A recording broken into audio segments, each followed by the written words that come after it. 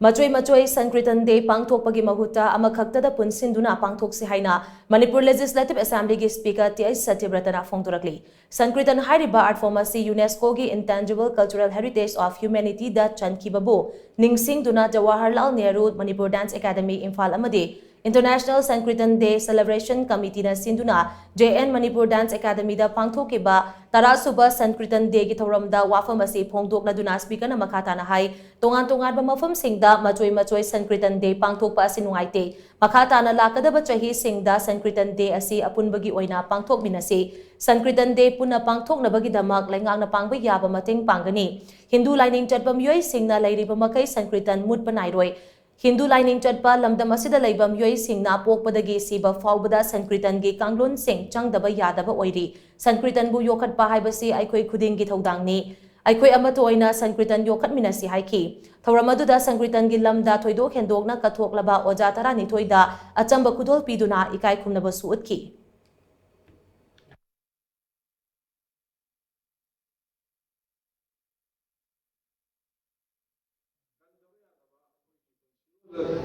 Chura leo wana maneva akhoi luhong sei sada sei basi tangai pada yau da ya da ba wana ma lu oi na akhoi Hindu dharma da sacha ba khoi di masi thado ko ya da wana mo oi na nei ke ne adala ngasi le bidi ba maya amade tu da holka da ba khoi Manipuri ye ba group sina mutri ngai Sankritan chumut pa nai roi aduna akhoi pun changin minaraga Sankritan chibusu Mapham phana masim kannau thamnau hanaba amadi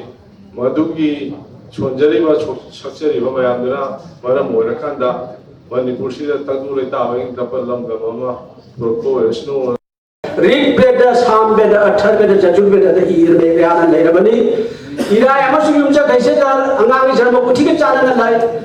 Vidya amba horbirabadi angang ado mayai oina phawbani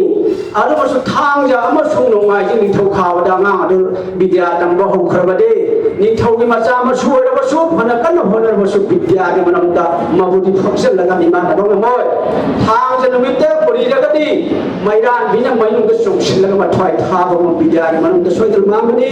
ado ibada mama ma paw besina sa to matungda mamai ma khaw laga khujin ka pigano tare ni chuna ka khima tanda macha ekhijan thokan sigani khamau ga imung da sata ka pun ma khoro